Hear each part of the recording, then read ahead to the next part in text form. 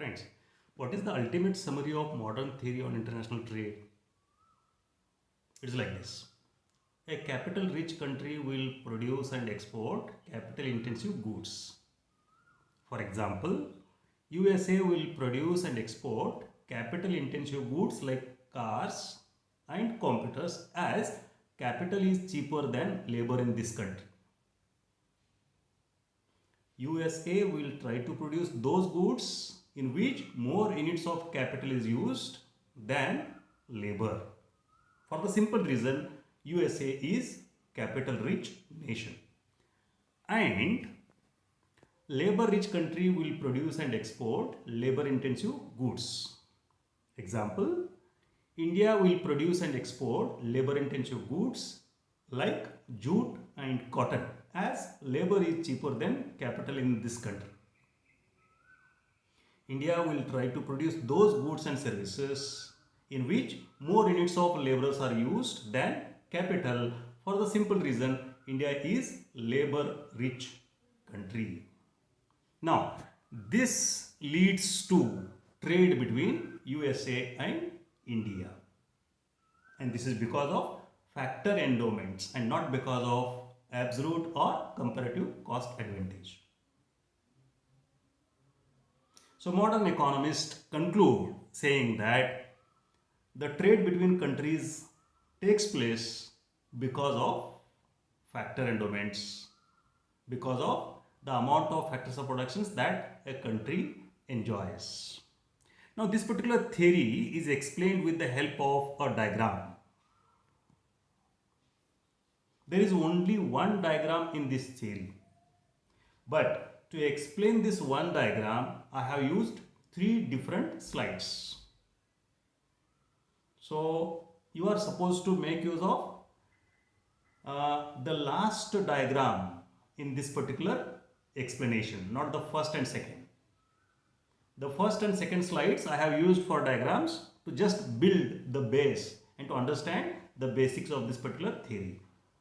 Diagrammatic explanation of this particular example. We'll take example of USA. Now look at this. This is the first attempt to explain diagram through video. I don't know how far I am going to be successful in making you understand the diagram. I'll just try to read this and make it try to simpler for your understanding. We are having a right angle, vertical line. Vertical line stands for units of capital. Vertical line stands for units of capital. Horizontal line stands for units of labor. Red line, which is steeper, that is A to A1, that is called as production possibility curve of USA. What this curve shows? That this nation is labor rich country. Red line is steeper to OI axis. What does it indicate? It indicates that in this country, capital is cheaper than labor.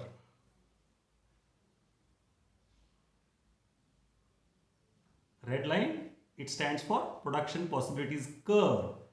In this diagram, it is steeper. It indicates that capital is cheaper and labor is costlier in this particular example.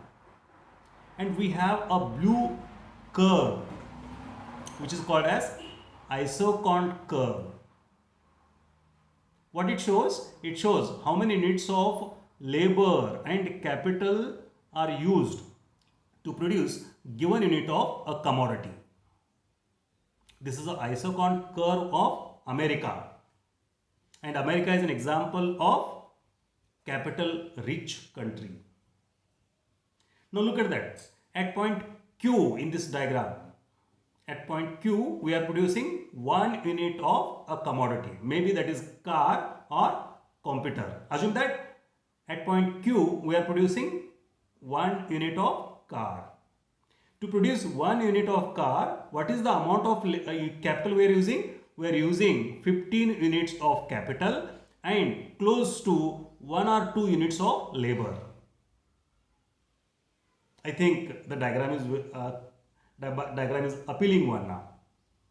We are producing 1 unit of car at point Q. What does it shows? To produce 1 unit of to produce 1 unit of car, we need 15 units of capital and 1 or 2 units of labor, because car is labor intensive commodity. So this is how a primary base is built to understand the diagram. Similarly, we have one more diagram which explains about the production possibilities in country India. And next slide is about example of India. This is opposite situation of America. Look at the diagram. On vertical line we have units of capital, on horizontal line we have units of labor, and yellow line, that is B1. What is this? This is production possibility curve of India. Now what does it shows? It shows the laborers are cheaper than capital, because India is labor rich nation. There is one more curve, that is blue in color, that is isochron curve of India. What it shows? How many units of labor and capital are to be used to produce a given unit of commodity. Now look at that. In this diagram, at point Q1, we are producing 1 unit of jute. It is just example. We are producing 1 unit of jute at point Q1. To produce that, how many units of laborers we are using? We are using laborers close to 12 units. And what about capital? It is close to 1 unit. So from this example, it is clear jute is labor intensive good. India is labor rich country. So this particular diagram explains the production possibilities in country India. So when we club these two diagrams in one single right angle, the end results will be something like this. And this is the final diagram that we are using whenever we are asked to explain. Remember, the first and second diagram are used just to establish the base. When we club first and second diagram, the final diagram that we get is, this is the final diagram. And at the end, the diagram looks like this. This diagram is a summation of first and second diagram. From this diagram, what we learned, that